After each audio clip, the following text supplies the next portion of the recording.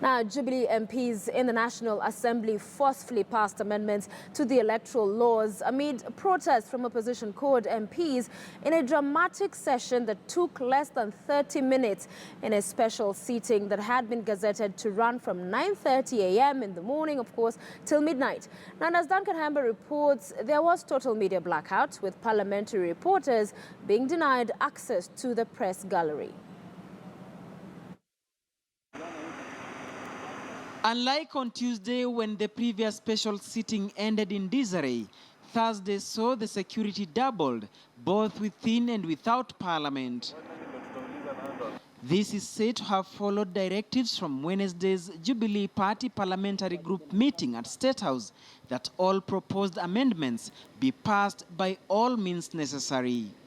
A stand that saw members of Parliament engage in heated exchanges, leading to a scuffle on the floor of the House that saw CORD MPs storm out of Parliament protesting. We have information that yesterday, at the Kamkunji they held at State House, members of Jubilee were instructed to use the most lethal and unreasonable force against our members.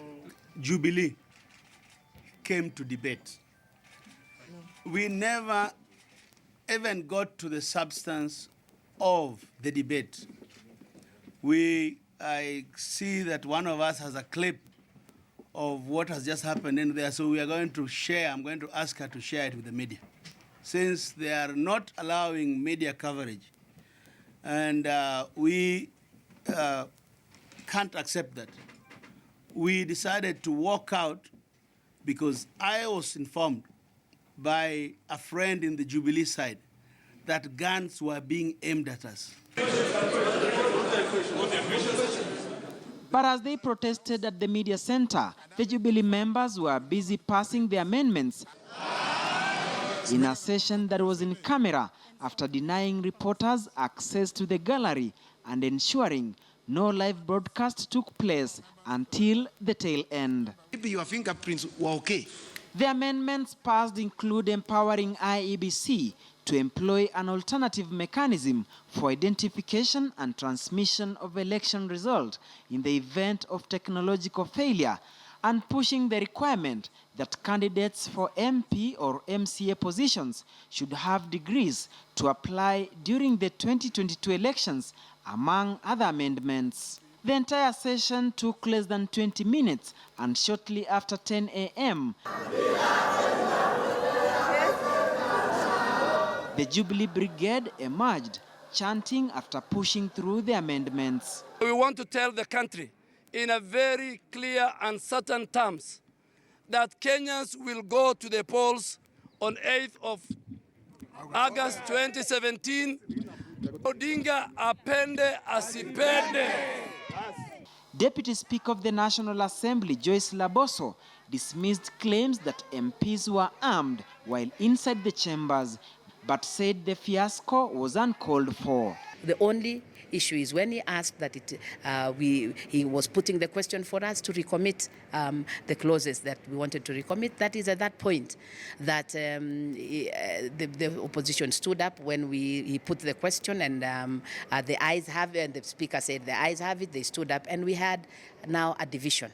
It is at that point when we were preparing to do the division that some scuffling, took place. And really, for me, I want to tell Kenyans really that us as politicians, we need to give these Kenyans a break. I think this country is not about just us. This country is composed of so many other people that really we need to tell Kenyans the truth. On the tight security, both inside and outside Parliament, she says, I think a lot of what you see really is because of necessity.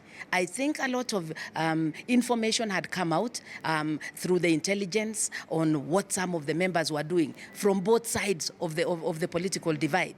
And it was important to secure everybody. This is not securing one side of it was important to secure everybody. When you hear that members are planning, are carrying people in their vehicles, extra people, not parliamentarians, to come into Parliament. And with that, Parliament adjourned once again and will reconvene on 24th January 2017. A very dramatic and traumatizing day at Parliament. Against all odds, the ruling Jubilee Party has had its way in pushing for the amendments as the CORD team left amid protests. Duncan Khaemba, KTN, Parliament.